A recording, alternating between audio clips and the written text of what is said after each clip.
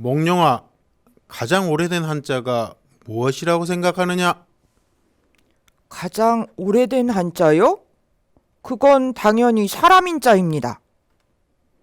저도 그렇게 생각합니다. 사자소학에 이르기를 천지지간의 유인체귀라, 즉 하늘과 땅 사이에 오직 사람이 가장 귀하니라고 말씀하셨기 때문입니다. 사자수학의 내용을 잘 기억하는구나.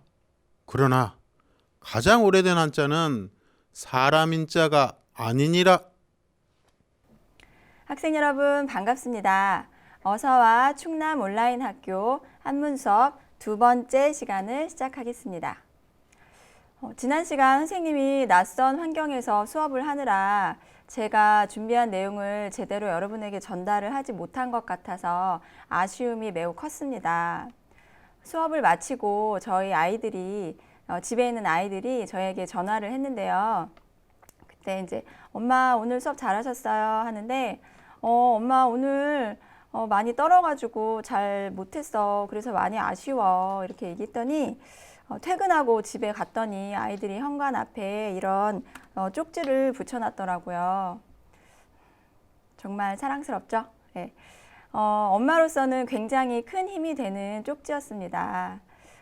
하지만 저는 이제 선생님이니까 선생님으로서 힘이 되는 건 바로 여러분들이에요. 여러분들인데 이렇게 여러분들 얼굴을 보지 못하고 수업을 하니 정말 아쉽네요. 오늘 아침에 제가 2차시 수업을 준비하면서 교실에 들어갔는데 교탁 앞에 앉아서 이렇게 교탁 앞에 서서 여러분들 책상을 이렇게 바라보니까 여러분들하고 같이 눈 마주치면서 제가 또 이렇게 질문을 하면 여러분들이 이렇게 대답하고 그랬던 게 너무 그립더라고요. 지금은 이 상황이 이러니까 어쩔 수 없지만 여러분 다시 만날 때까지 건강하게 잘 계시고 오늘은 두 번째 한문 수업 즐겁게 시작을 한번 해볼게요. 자, 오늘의 학습 목표는 한자가 만들어진 원리를 설명할 수 있다입니다. 여러분은 이번 강의를 통해서 한자가 어떻게 만들어졌는지를 이해할 수 있을 거예요. 자, 일단 지난 시간에 배웠던 내용을 한번 복습해 보도록 하겠습니다.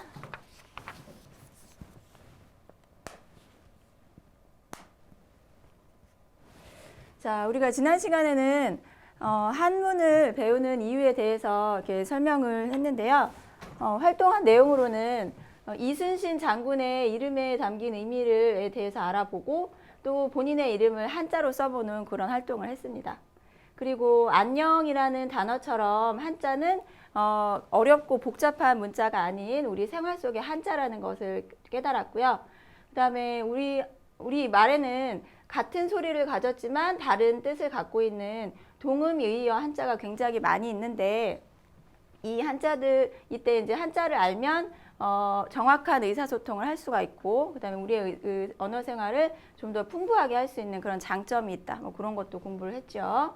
그다음에 마지막으로 이순신 장군의 명언을 몇 가지를 알아봤는데요. 이걸 통해서 우리 한문 기록에 담긴 어떤 역사적인 사실 또는 우리 선조들의 생각에 대해서 배울 수 있는 그런 시간을 함께 가져봤습니다.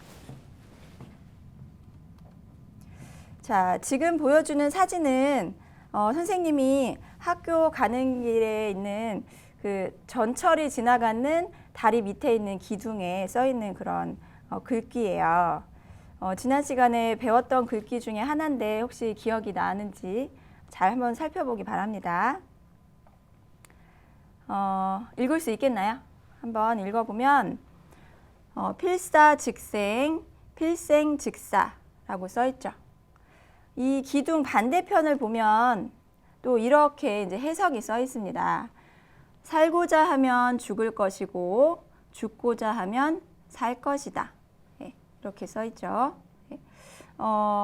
그래서 이제 근데 이제 한자를 보면 필사즉생, 필생즉사 해가지고 해석이 사실은 이제 죽고자 하면 반드시 죽고자 하면 살 것이고 반드시 살려고만 하면 죽을 것이다. 이렇게 원래는 이제 이렇게 해석을 해야 되는데 순서가 좀 바뀌었다는 거를 그렇게 아시면 되겠어요. 자, 아까 수업을 처음 시작할 때 우리 훈장님과 그다음에 춘향이, 몽룡이가 대화를 나눌 때 우리 훈장님께서 가장 오래된 한자가 무엇이냐는 질문을 하셨죠. 그때 이제 춘향이랑 몽룡이가 하늘 천자 아닌가요? 이렇게 대답을 했는데 사실은 가장 오래된 한자는 이거죠. 아마 역사책이나 이런 데서 본 기억이 날 거예요. 그죠? 예. 이것은 이름이 뭘까요? 그렇죠. 갑골문자입니다. 갑골문자. 갑골문자를 한번 한자로 써볼게요. 갑골에 이거는 이제 떼고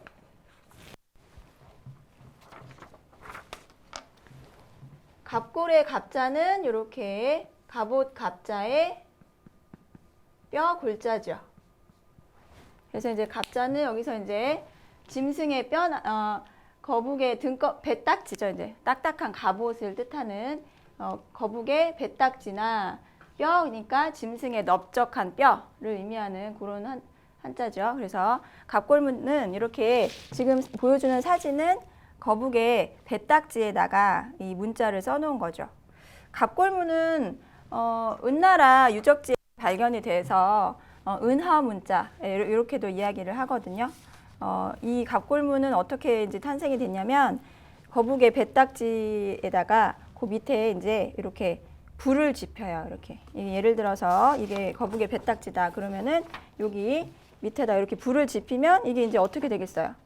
이게 이제 쩍쩍 갈라지겠죠. 그러면은 이제 갈라지는 뭐 모양이라든지 뭐 방향, 뭐 갈라진 그 횟수 등에 따라서 점을 칩니다. 그래서 그 점을 친 결과를 기록한 게 바로 이 갑골문이에요. 그래서 가장 한문 중에 가장 오래된 한자는 갑골문이라는 거 꼭 기억을 하시고 그럼 갑골문의 모양을 한번 살펴볼게요. 이렇게 생겼는데 첫 번째 갑골문은 무슨 자일까요? 무슨 모양인 것 같아요? 어떤 동물과 비슷하죠?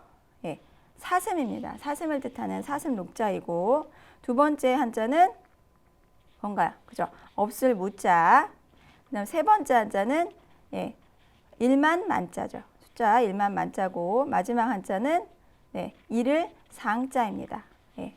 그래서 이렇게 갑골문까지 같이 알아봤습니다. 자, 오늘 아까 이번 시간 학습 목표가 한자가 만들어진 원리에 대해서 공부를 한다고 했는데 그 전에 한자의 3요소에 대해서 한번 잠깐 언급을 할게요. 한자의 3요소. 한자는 세 가지 요소를 갖고 있다라는 뜻인데 제목은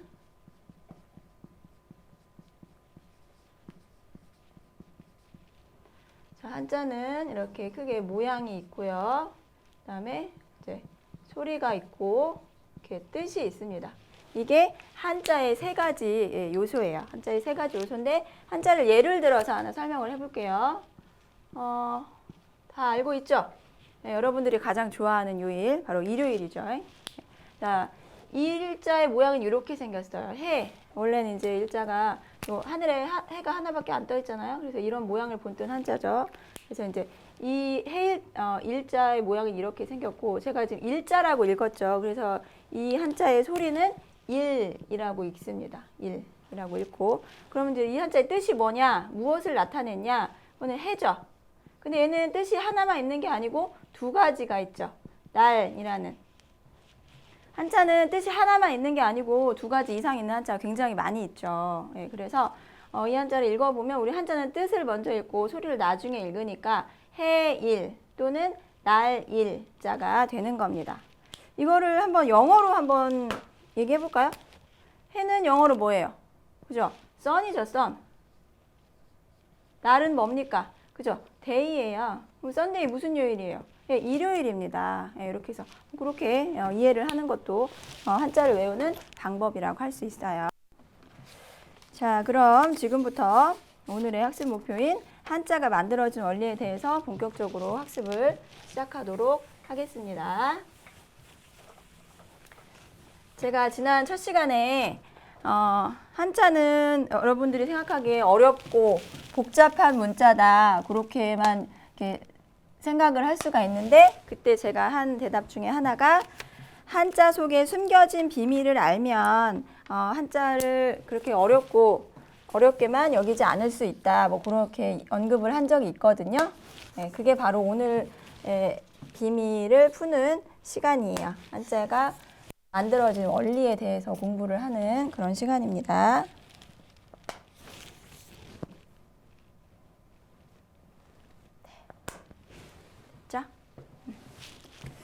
자,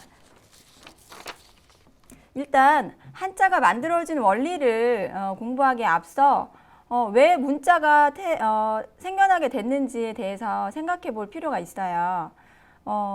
예를 들어서 뭐 저쪽에 울산에 뭐 암구대 뭐 반각화 뭐 그런 거 보면은 사람들이 막 그 선사시대 때 자신들이 했던 그 생활했던 모습들 뭐 그런 거를 남기기 위해서 돌에다가 막 고래도 그리고 뭐 사람 그 배도 그리고 막 고기 잡는 모습도 그리고 막 그렇게 그렸잖아요. 예. 그거 그렸다는 거는 뭔가를 남기고 싶어 했다는 얘기거든요. 근데 이제 사람이 생각이 점점점 많아지다 보니까 문자라는 것도 이제 탄생이 되죠. 예. 그래서 이제 한자가 만들어졌는데 그 이제 첫 번째 원리로는 이제 상형을 들 수가 있어요. 상형을 한자로 쓰면 이렇게 되죠. 상자는 본뜨다 상자이고 형자는 모양 형자입니다. 말 그대로 모양을 본떴다는 뜻이에요. 예. 즉 눈에 보이는 어떤 구체적인 사물의 모양을 본떠서 만든 글자를 우리는 상형자 이렇게 이야기를 하죠. 우리 생활 속에는 상형이 쓰이는 경우가 굉장히 많이 있어요. 여러분이 항상 손에서 놓지 않고 있는 휴대폰 안에 이런 이모티콘 많이 쓰죠. 이모티콘은 분명히 겉으로는 그림이지만 이 그림만 보고도 우리가 이런 의미를 담고 있구나라는 걸 알 수가 있어요.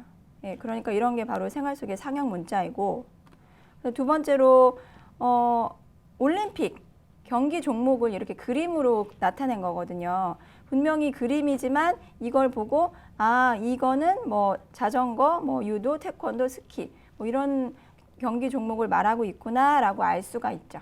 이런 게 바로 우리 생활 속에 상형이 쓰인 예라고 할 수 있습니다. 그럼 구체적으로 상형 한자가 무엇이 있는지 한번 알아볼게요. 자, 이미 선생님이 이렇게 8개의 상형 한자를 이렇게 제시를 했는데 어떤 걸 본떠서 만들었는지 한번 같이 알아볼 거예요. 첫 번째 한자는 뭐 다 알다시피 이거죠. 지금 첫 번째 한자 큰 대자죠. 큰 대자. 자, 큰 대자는 이렇게 사람이 두 팔과 두 다리를 이렇게 착 벌려서 이걸 나타낸 이 모양을 나타낸 한자가 바로 큰 대자죠.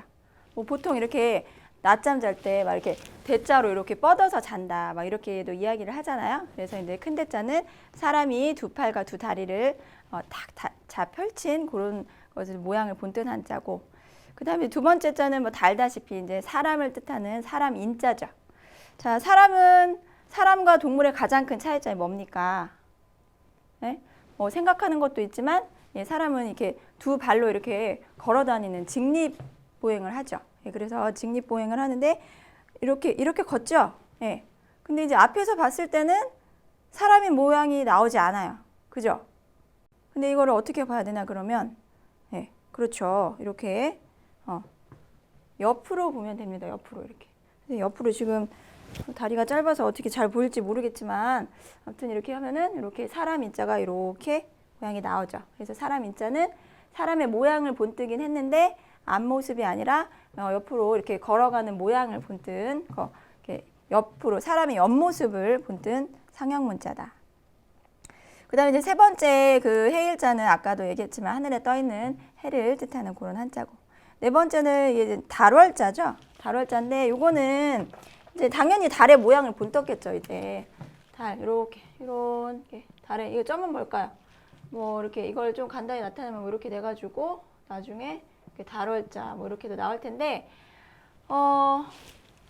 저는 이렇게 생각했어요. 이걸 이 달월자를 달에 하늘에 달만 떠 있는 게 아니잖아요. 밤에 달에 이렇게 초승달이 있으면 이렇게 구름도 이렇게 이렇게 걸쳐 있잖아요. 그래서 이런 모양도 이렇게 달월자로 생각할 수 있지 않을까. 뭐 저는 네, 그렇게 생각했고요. 그다음에 이제 다섯 번째 한자는 먹는 물고기 어자죠. 물고기 어자는 당연히 물고기 모양을 본떴는데 이제 여러분들이 초등학교 때 물고기 그림 그려보세요. 그럼 뭐 다들 뭐 이런 식으로 뭐 이렇게 그리잖아요. 근데 요거를 이제 이렇게 세로로 세우면 돼요. 이렇게 세워서 밑에 지느러미 있죠. 그다음에 여기 아가미 있고 여기 비늘 있고. 그러면 요거를 이제 이렇게 나타내면 물고기 어자. 많이 비슷한가요? 네. 이렇게 나타낼 수 있고.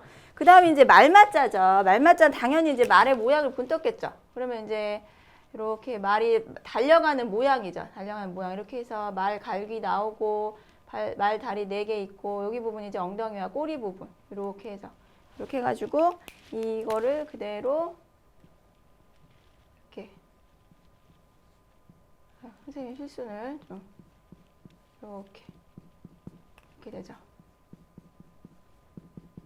이렇게 해서 말의 모양. 그 다음에 이제 그 다음 거는 절벽 아래에 있는 돌이다. 이렇게 생각하면 되고. 마지막으로 너무 쉽죠. 이렇게 물이 흘러가는 내를 나타내는 내천의 모양. 선생님 집 주변에 천안천이 있는데 그렇게 되고요. 이런 거 이제 상형자. 그 다음에 이제 두 번째 원리가 이제 지사입니다. 지사는 지자가 이게 가리킬 지자고 일사자예요. 그래서 어떤 일을 가리킨다는 뜻을 가진 원리로 우리 눈에 보이지 않는 어떤 추상적인 생각이나 뜻을 점이나 선으로 나타낸 글자를 말하죠. 상형과의 가장 큰 차이점은 상형은 눈에 보이지만 지사는 눈에 보이지 않는 생각이나 뜻을 점과 선으로 나타냈다. 우리 주변에서 그 지사가 쓰인 얘는 바로 도로교통 표지판이죠. 이 선을 보고 뭐 직진하세요, 우회전하세요, 좌회전하세요, 뭐 이렇게 나타나죠. 그럼 지사 한자 한번 같이 살펴볼게요. 지사는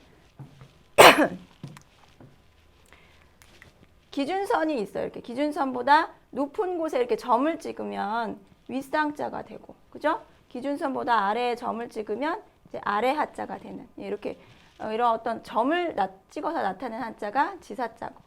그 다음에 상형자 중에 나무목자가 있는데 나무목에서 아랫부분에 이렇게 아랫부분에 뭐가 있나요?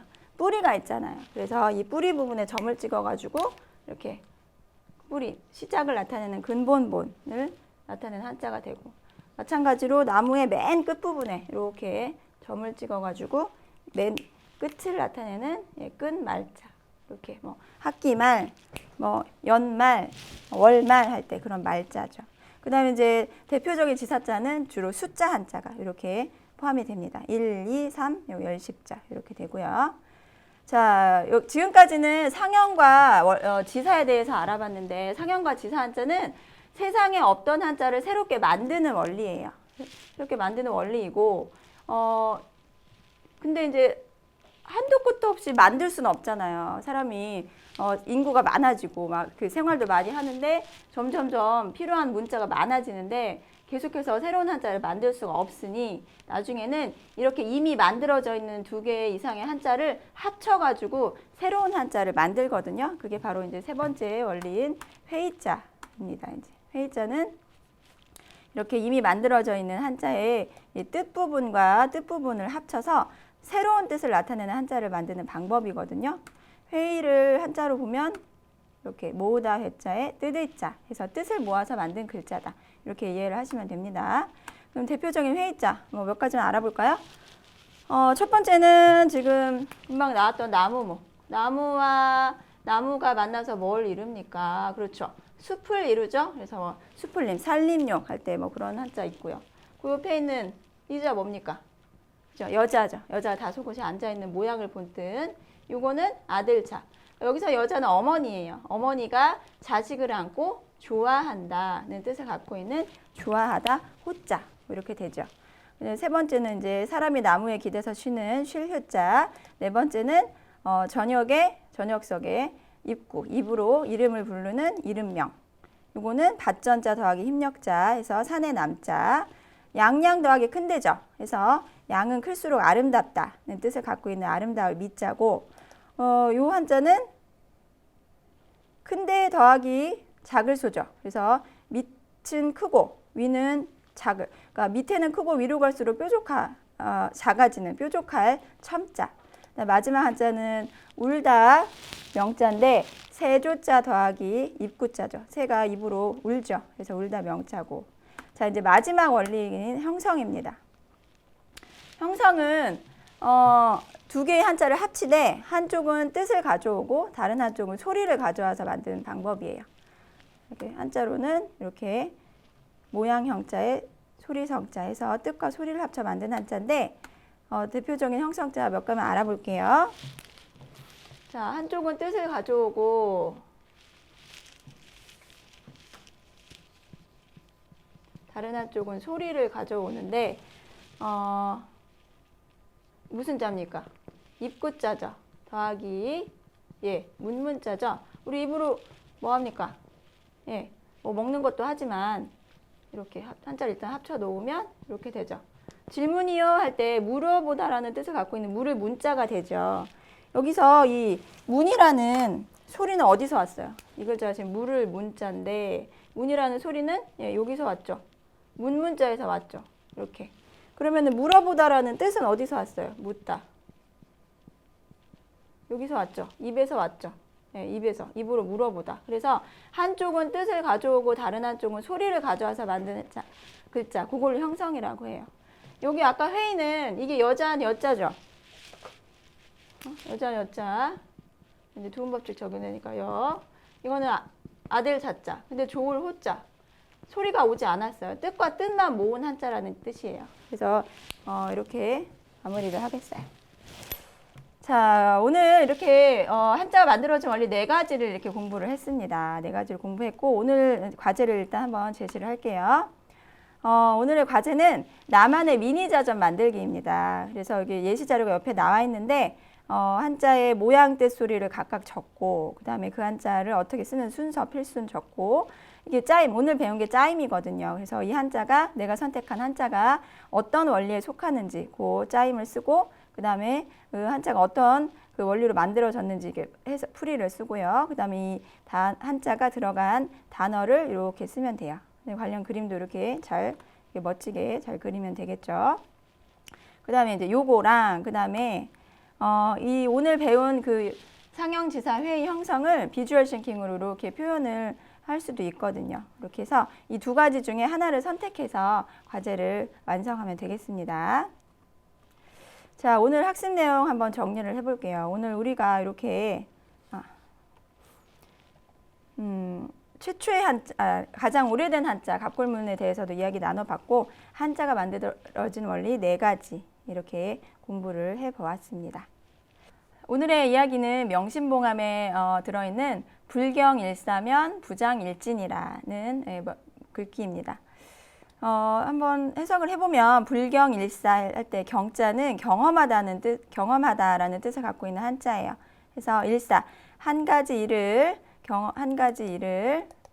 경험하지 않으면 부장일진이라. 장은 여기서 이제 잘하다는 뜻이죠.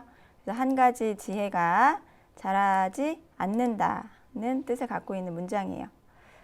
선생님이 대학교 1학년 때 그 선배님으로부터 요 문장을 처음 들었거든요. 처음 듣고, 아, 그래. 여러 가지 경험을 많이 해서 좋은 좀 지혜를 많이 자라게 해야겠다. 그렇게 좀 다짐을 하고, 그때 친구들이랑 같이 자전거 타고 뭐 국토순례도 다녀보고, 그때 부산에서 임진각까지 막 이렇게 다녔었거든요. 그때 너무 힘들었죠. 너무 힘들었지만 그때 했던 그 경험이 저한테는 지금 살아가면서 굉장히 큰 힘이 되는 것 같아요. 여러분들도 지금 뭐 공부하랴 뭐 하랴 굉장히 힘든 일이 많이 있을 거예요. 하지만 그 힘든 일을 겪고 나면 또 사람이 또 지혜가 생기고 또 한 뼘 더 자라나게 됩니다. 그래서 그런 어려움을 두려워하지만 말고 그걸 극복을 해서 지혜가 많은 사람으로 좀 자랐으면 좋겠어요. 자, 오늘 저와 함께 한 2시간 한문 수업 즐겁길 바라고 앞으로 여러분들한테 도움이 되는 그런 수업 시간이었길 바랍니다. 네, 이상으로 수업을 마치겠습니다.